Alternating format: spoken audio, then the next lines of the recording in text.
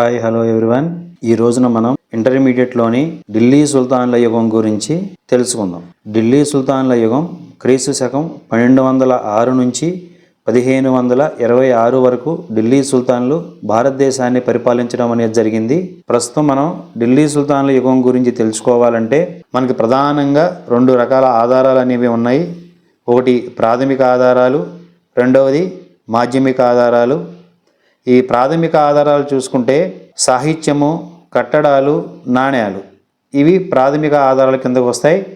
సాహిత్యము, కట్టడాలు, నాణ్యాలు. మాధ్యమిక ఆధారాలు వచ్చేటప్పటికి విదేశీ బాటచారుల రచనలు. విదేశాల నుంచి వచ్చిన విదేశీ యాత్రికులు భారతదేశాన్ని సందర్శించినప్పుడు అప్పుడు వాళ్ళు రచించిన గ్రంథాల ఆధారంగా కూడా మనకి ఢిల్లీ సుల్తాన్ల గురించి మనకి కొంత సమాచారం అనేది తెలియటం జరుగుతుంది. ఈ ప్రాథమిక ఆధారాల్లో ఢిల్లీలో సుల్తాన్ల కాలానికి చెందిన మిన్హాజ్ ఉజ్ అమీర్ ఖుస్రూ, ఫెరిష్టా, బరౌని, ఇసామి మొదలైన సమకాలీన ముస్లిం చరిత్రకారులు రచించారు. అంటే ఢిల్లీ సుల్తాన్లు పరిపాలిస్తున్నప్పుడు వాళ్ళకి సమానంగా అదే కాలంలో ఉన్న కొంతమంది వ్యక్తులు మిన్హాజ్ ఉజ్ అమీర్ ఖుస్రూ, ఫెరిష్టా, బరౌని, ఇసామి ఈ చరిత్రకారుల యొక్క రచనలు ఢిల్లీ సుల్తాన్ల యొక్క పరిపాలనా కాలం గురించి మనకి తెలియజేయడం జరుగుతుంది. ఇది ప్రాథమిక ఆధారాలు. ఇక మాధ్యమిక ఆధారాలు ఏంటి? విదేశీ బాటచారుల యొక్క రచనలు. ఎవరాళ్ళు? అల్బెరూని, ఇబ్న్ బటూటా ట్రావెల్ అకౌంట్లు ఆనాటి భారత రాజకీయ స్థితిని, భౌగోళిక పరిస్థితులను, సామాజిక వ్యవస్థను, ఆర్థిక స్థితిని, సంస్కృతిని మనకు తెలియజేయడం జరుగుతుంది. అంటే ఢిల్లీ సుల్తాన్ల యుగం గురించి మనం తెలుసుకోవాలంటే మనకు 2 ఆధారాలు ఉన్నాయి. ఒకటి ప్రాథమిక ఆధారాలు, రెండవదేమో మాధ్యమిక ఆధారాలు. ప్రాథమిక ఆధారాలు వచ్చేటప్పటికి ఆ ఢిల్లీ సుల్తాన్లు పరిపాలిస్తున్నప్పుడు వాళ్ళకి సమకాలీన ఉన్న ముస్లింలు వాళ్ళు రచించిన గ్రంథాల ఆధారంగా మనకి సమాచారం అనేది లభిస్తుంది. మాధ్యమిక ఆధారాలంటే విదేశాల నుంచి భారతదేశాన్ని సందర్శించి అప్పుడు ఢిల్లీ సుల్తాన్ల యొక్క పరిపాలన విధానం గురించి మనకి ఆ గ్రంథాలు పేర్కోవడం జరిగింది. అలా లభించిన గ్రంథాలనే మాధ్యమిక ఆధారాలని అంటాం. లిఖిత సాహిత్యం. ఇప్పుడు మనము చాలామంది గ్రంథాలు రచించారు కాబట్టి చాలామంది పర్యాటకులు భారతదేశాన్ని సందర్శించి కొన్ని రచనలు చేశారు. ఆ రచనలు ఏంటి, వాళ్ళ యొక్క రచనలో ఈ ఢిల్లీ సుల్తాన్ల గురించి వాళ్ళు ఏ విధంగా పేర్కొన్నారు ఏంటనేది ఇప్పుడు చూద్దాం. లిఖిత సాహిత్యం, పర్యాటకుల రచనలు. తహ్కీకా ఈ హింద్ అనే గ్రంథం ఉందండి. తహ్కీకా ఈ హింద్ అనే గ్రంథం, దీన్ని అల్బెరూని రచించారు. ఈ అల్బెరూని ఈయన 973 సంవత్సరంలో ఉజ్బెకిస్తాన్లోని కివ్వాలో జన్మించాడు. 973 సంవత్సరంలో ఉజ్బెకిస్తాన్లోని కివ్వాలో జన్మించాడు. ఈ అల్బెరూనికి అరబిక్ భాషలో మంచి పాండిత్యం అనేది ఉంది. అల్బెరూని ఎక్కడ జన్మించాడంటే ఉజ్బెకిస్తాన్లోని కివ్వా ప్రాంతంలో జన్మించాడు. ఈయనకి అరబిక్ భాషలో మంచి పాండిత్యం అనేది ఉంది. ఈయన రచించిన గ్రంథం పేరు తహ్కీకా ఈ హింద్. క్రీస్తు శకం 1077లో మహమ్మద్ గజ్నీ కివ్వాపై దండెత్తాడు. అప్పుడు అల్బెరూని అతడి సైన్యాలను బందీగా పట్టుకోవడం అనేది జరిగింది. మహమ్మద్ గజ్నీ 1077లో ఉజ్బెకిస్తాన్లోనే ఉన్న కివ్వాపై దండెత్తాడు.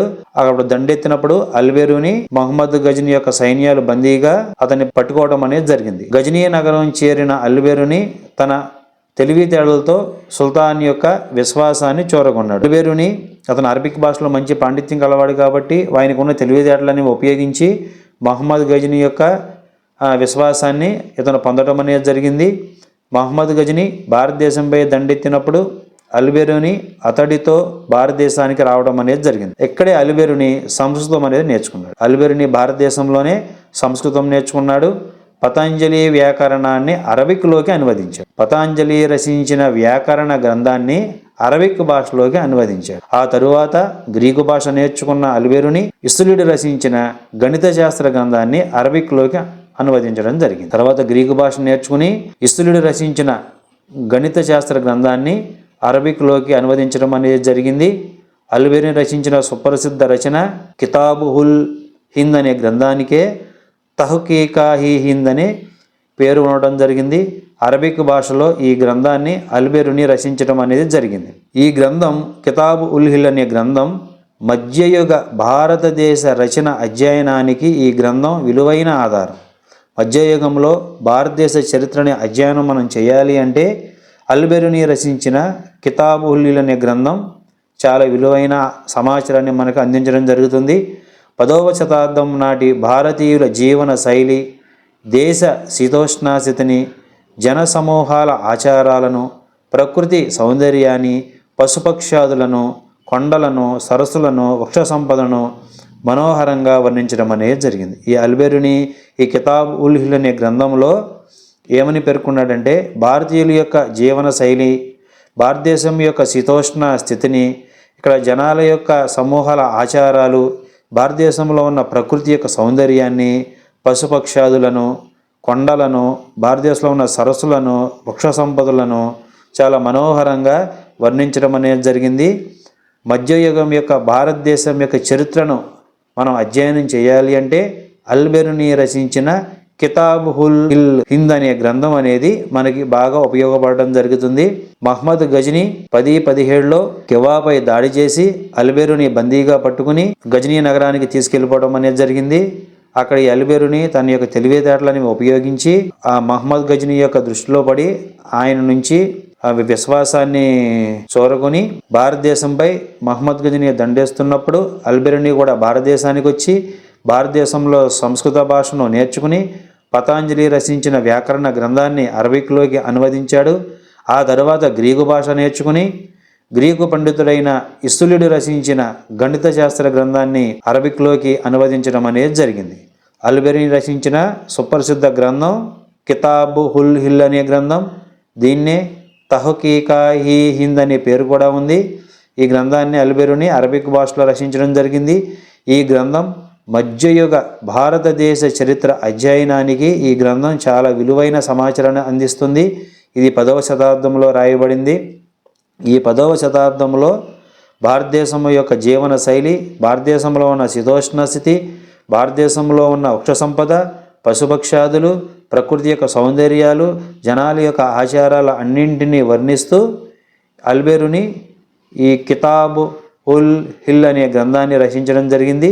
ఈ కితాబ్-ఉల్-హిల్ అనే గ్రంథానికే తహ్కీక్-ఇ-హింద్ అనే పేరు కూడా ఉంది. ఆ తర్వాత రచించిన వ్యక్తి ఇబన్ బటూటా రెహలా. ఇబన్ బటూటా రెహలా ఈయన కూడా ఒక చరిత్రకారుడు. ఈయన ఢిల్లీ సుల్తాన్ల యుగ విశేషాల అధ్యయనానికి మనకి ఉపకరిస్తున్న మరో అద్భుతమైన రచనే రెహాలా అనే గ్రంథాన్ని రచించాడు. ఇబన్ బటూటా రెహాలా అనే గ్రంథాన్ని రచించాడు. ఈ రెహాలా అనే గ్రంథం మనకు ఢిల్లీ సుల్తాన్ల గురించి బాగా వివరంగా మనకు తెలియచేయటం అనేది జరుగుతుంది. ఇబన్ బటూటా యొక్క పూర్తి పేరు అబూ అబ్దుల్లా మహ్మద్. అబూ అబ్దుల్లా మహ్మద్ అనేది ఇబన్ బటూటా యొక్క పూర్తి పేరు. అరబిక్ భాషలో దీన్ని రచించడం అనేది జరిగింది. 1304వ సంవత్సరంలో ఆఫ్రికా ఖండంలోని మొరాకో దేశంలోని చోంగియర్ నగరంలో జన్మించడం జరిగింది. ఇబన్ బటూటా ఎక్కడ జన్మించాడు? ఆఫ్రికా ఖండంలోని మొరాకో దేశంలోని ట్యుంగియర్ అనే నగరంలో జన్మించడం అనేది జరిగింది. బటూటా సముద్రయానానికి తన 21 ఏట శ్రీకారం చుట్టాడు. 21 సంవత్సరంలోనే ఈయన సముద్రయానం చేయడానికి సన్నాహం అయ్యాడు. క్రీస్తు శకం 1325వ సంవత్సరంలో తన యొక్క నగరమైన ట్యుండియార్ నుంచి బయలుదేరాడు. ఆఫ్రికా, పశ్చిమ ఆసియా దేశాల మీదుగా ప్రయాణించి 1333 నాటికి సింధు ప్రాంతానికి చేరుకోవడం అనేది జరిగింది. ఇబన్ బటూటా తన 21వ సంవత్సరంలోనే సముద్రయానం చేయడానికి ప్రారంభించాడు. 1325వ సంవత్సరంలో తన యొక్క నగరం ట్యుంగియార్ నుంచి బయలుదేరి 1333 నాటికి సింధు ప్రాంతానికి చేరుకోవడం అనేది జరిగింది. ఈ ఇబన్ బటూటా మహమ్మద్ బిన్ తుగ్లక్కి సమకాలికుడు. ఇబన్ బటూటా ఎవరికి సమకాలికుడు? మహమ్మద్ బిన్ తుగ్లక్కి సమకాలికుడు. సుల్తాన్ బటూటా యొక్క ప్రతిభను, ధైర్య సాహసాలను గుర్తించి తన ఆస్థానంలో గౌరవించి క్వాజీ లేదా జడ్జి పదవి ఇవ్వడం అనేది జరిగింది. ఇబన్ బటూటా మహమ్మద్ బిన్ తుగ్లక్కి సమకాలికుడు. ఈ ఇబన్ బటూటా యొక్క ప్రతిభను, తన యొక్క ధైర్య సాహసాలను గుర్తించి మహమ్మద్ బిన్ తుగ్లక్ తన యొక్క ఆస్థానంలో క్వాజీ లేదా జడ్జిగా పదవి ఇవ్వడం అనేది జరిగింది. 1342లో మహమ్మద్ బిన్ తుగ్లక్ ఇబన్ బటూటాని చైనా దేశాన్ని ఏలుతున్న మంగోల్ చక్రవర్తి దర్బారుకు తన రాయబారిగా నియమించాడు. చైనా దేశాన్ని పరిపాలిస్తున్న మంగోల్ చక్రవర్తి దర్బారుకు మహమ్మద్ బిన్ తుగ్లక్కు తన రాయబారిగా ఇబన్ బటూటాని పంపించాడు. ఈయన సుల్తాన్ యొక్క ఆదేశాలను అనుసరించి ఇబన్ బటూటా మలబారు, మాల్దీవులు, శ్రీలంక, బెంగాలు, అస్సాం మీదుగా ప్రయాణం చేసి చైనా రేవుపట్నం బైటూర్ నగరానికి చేరుకున్నాడు. ఇబన్ బటూటా చైనా దేశంలో ఉన్న కాలంలో బీజింగు ఇంకా మొదలైన నగరాలన్నింటినీ సందర్శించి 1354 నాటికి తన స్వస్థలమైన మొరాకోకి చేరుకోవడం అనేది జరిగింది. ఇబన్ బటూటా తన గ్రంథం రెహాలానందు ఢిల్లీ సుల్తాన్ల కాలంలో ఆచరణలో ఉన్న తపాలా వ్యవస్థను వర్ణించాడు. ఢిల్లీ సుల్తాన్ల కాలంలో ఆచరణలో ఉన్న తపాలా వ్యవస్థను తన యొక్క రెహాలా అనే గ్రంథంలో ఇబన్ బటూటా వర్ణించడం అనేది జరిగింది. ఈ వ్యవస్థనే ఉలుక్ అనేవారు. ఈ తపాలా వ్యవస్థనే ఉలుక్ అనే పేరుతో పిలిచేవారు. ఇబన్ బటూటా రచన రెహాలా క్రీస్తు శకం 13వ శతాబ్దం నాటి భారతదేశ రాజకీయ, సాంఘిక, ఆర్థిక, మత పరిస్థితులను సవివరంగా తెలియజేస్తుంది. 13వ శతాబ్దంలో ఉన్న భారతదేశం యొక్క రాజకీయ, సాంఘిక, ఆర్థిక, మత పరిస్థితులను సవివరంగా తెలియజేస్తుంది. మహమ్మద్ బిన్ తుగ్లక్ వ్యక్తిత్వాన్ని, స్వభావాన్ని ప్రవేశపెట్టి అమలు చేసిన సైనిక విధానాన్ని, న్యాయ వ్యవస్థను పేర్కొన్నాడు. మహమ్మద్ బిన్ తుగ్లక్ వ్యక్తిత్వాన్ని, తన యొక్క స్వభావాన్ని ప్రవేశపెట్టి అమలు చేసిన సైనిక విధానాన్ని, న్యాయ వ్యవస్థను పేర్కోవడం అనేది జరిగింది. నాడు సమాజంలో నెలకొన్న బానిస వ్యవస్థను, సాంఘిక దురాచారమైన సతిని కూడా ఈ గ్రంథంలో పేర్కోవడం అనేది జరిగింది. ఇబన్ బటూటా రచించిన రెహాలా అనే గ్రంథంలో ఆనాటి సమాజంలో ఉన్న బానిస వ్యవస్థను, సాంఘిక దురాచారమైన సతిని కూడా ఈ రెహాలా అనే గ్రంథంలో పేర్కోవడం అనేది జరిగింది. ఈ రెహాలా అనే గ్రంథంలో పేర్కొన్న ముఖ్యమైనది ఏంటంటే తపాలా వ్యవస్థ. ఢిల్లీ సుల్తాన్ల కాలంలో ఆచరణలో ఉన్న తపాలా వ్యవస్థ గురించి ఈ గ్రంథంలో వర్ణించడం జరిగింది. ఈ తపాలా వ్యవస్థని ఉలుక్ అనే పేరుతో కూడా పిలుస్తారు. ముల్తాన్ నుండి ఢిల్లీ వరకు 40 రోజుల్లో ప్రయాణంలో ఎదుర్కొన్న దోపిడీ దొంగల దాడుల గురించి కూడా ఈ గ్రంథంలో పేర్కొన్నాడు. ముల్తాన్ నుండి ఢిల్లీ వరకు ప్రయాణం చేశాడు. ఈ ప్రయాణం చేస్తూ ఉన్నప్పుడు దారి దోపిడీ దొంగల నుంచి ఈయన చాలా దాడులు అనేవి ఎదుర్కోవడం అనేది జరిగింది. వాళ్ళ గురించి కూడా ఈయన ఈ రెహాలా అనే గ్రంథంలో పేర్కొన్నాడు. మొరాకో సుల్తాన్ ఆజ్ఞ ప్రకారం ఇబన్ జుజై, ఇబన్ బటూటా చేసిన యాత్ర విశేషాలను రెహాలా రూపంలో క్రోడీకరించాడు. మొరాకో దేశం యొక్క సుల్తాన్ యొక్క ఆజ్ఞ ప్రకారం ఇబన్ జుజోయ్, ఇబన్ బటూటా చేసిన యాత్ర విశేషాలను రెహాలా రూపంలో క్రోడీకరించడం అనేది జరిగింది. ఇది ఇబన్ బటూటా గురించి.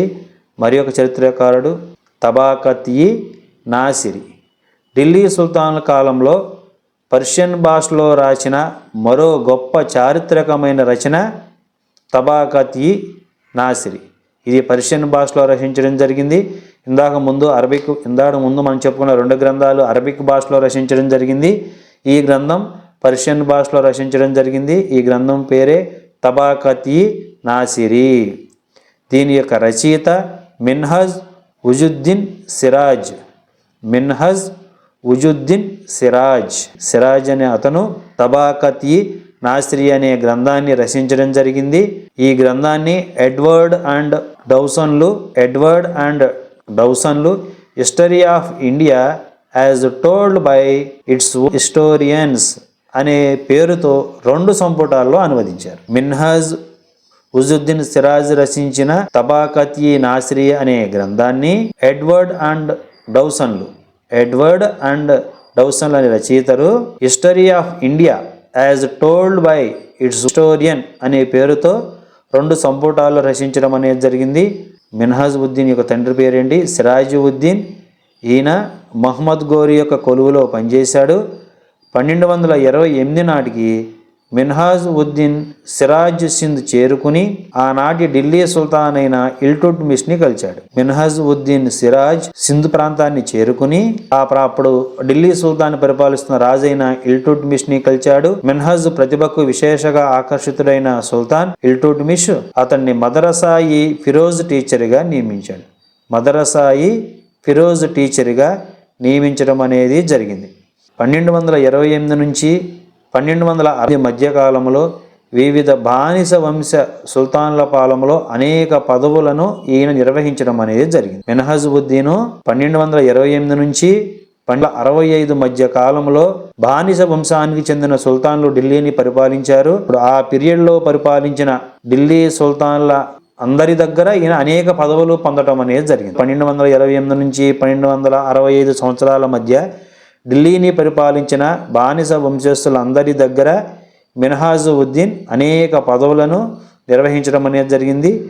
మిన్హాజ్ తన గ్రంథంలో తురుష్క పాలనలోని విశేష సంఘటనలను, బానిస వంశ పాలకుల విజయాలను, ఖలీఫాల వివరాలు, ఇరాను, మధ్య ఆసియా, గజనీ, ఘోరీ రాజ్యాల యొక్క పరిస్థితుల గురించి వర్ణించడం అనేది జరిగింది. ఈయన మిన్హాజ్ ఏం చేశారు, ఈయన తన యొక్క గ్రంథం ఏంటిది, తబాకతీ నాసిరి అనే గ్రంథంలో తురుష్కులు పరిపాలించిన కాలంలోని విశేషమైన సంఘటనలను, బానిస వంశస్థుల యొక్క విజయాలను, ఖలీఫా యొక్క వివరాలను, ఇరాను, మధ్య ఆసియా, గజనీ, ఘోరీ రాజ్యాల యొక్క పరిస్థితులను వర్ణించడం జరిగింది. ఇంకొక ప్రముఖమైన వ్యక్తి అమీర్ ఖుస్రూ.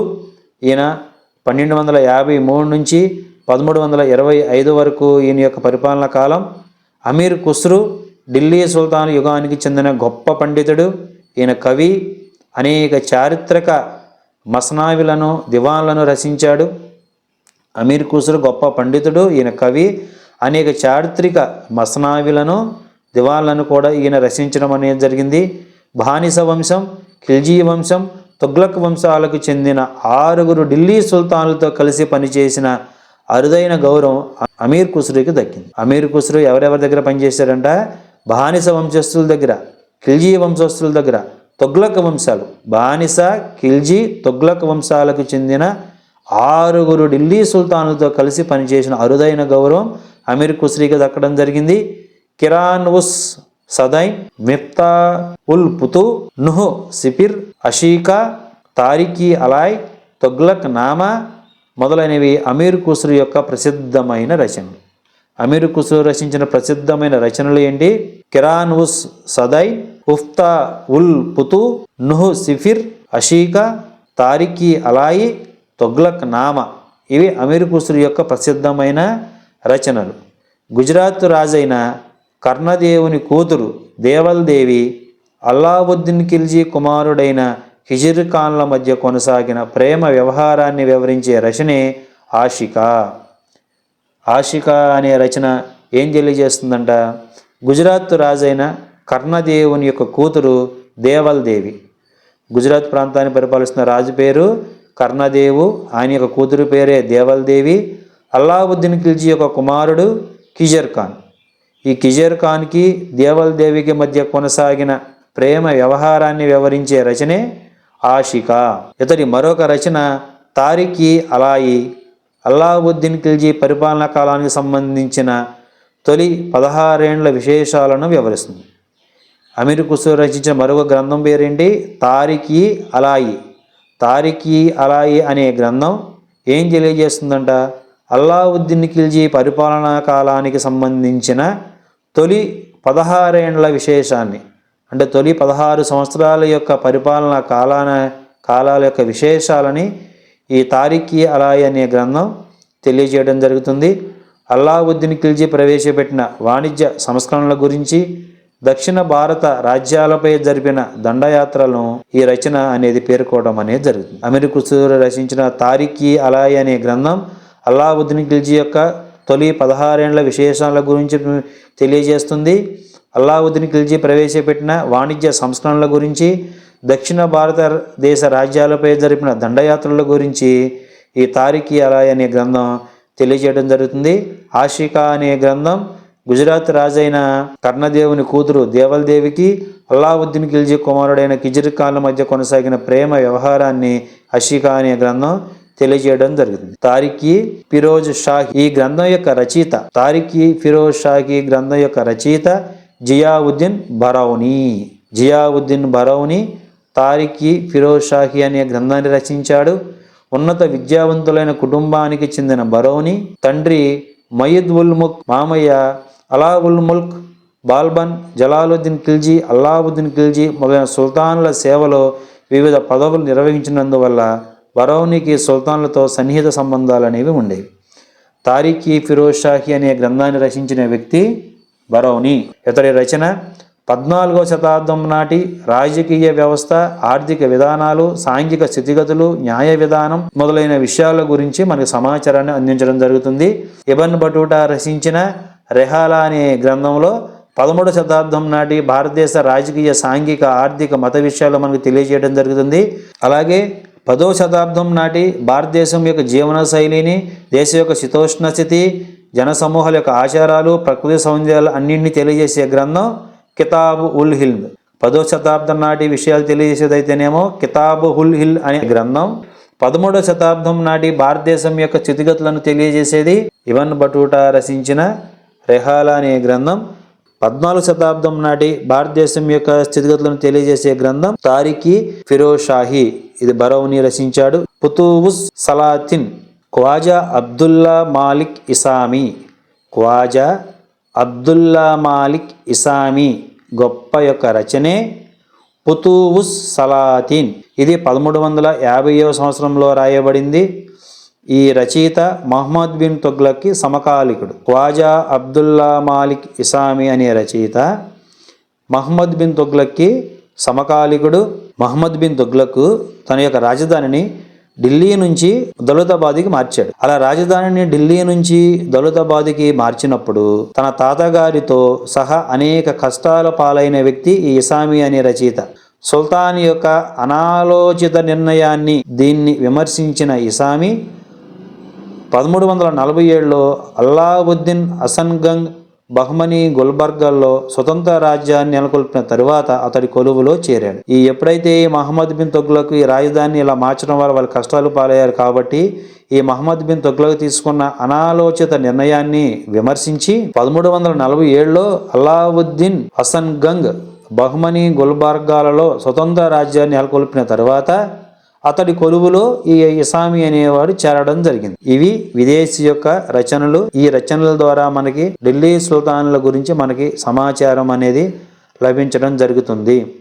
నెక్స్ట్ వీడియోలో మనం అసలు అరబ్బులు సింధు ప్రాంతాన్ని ఎలా ఆక్రమించుకున్నారు, భారతదేశం పైన తురుష్కులు దండయాత్రలు అనేవి ఏ విధంగా జరిగినవి, ఆ తర్వాత జరిగిన భారతదేశం యొక్క పరిణామాలు అనేవి మనం తర్వాత వీడియోలో చూసుకుందాం. నెక్స్ట్ వీడియోలో మిగతాయి చూద్దాం.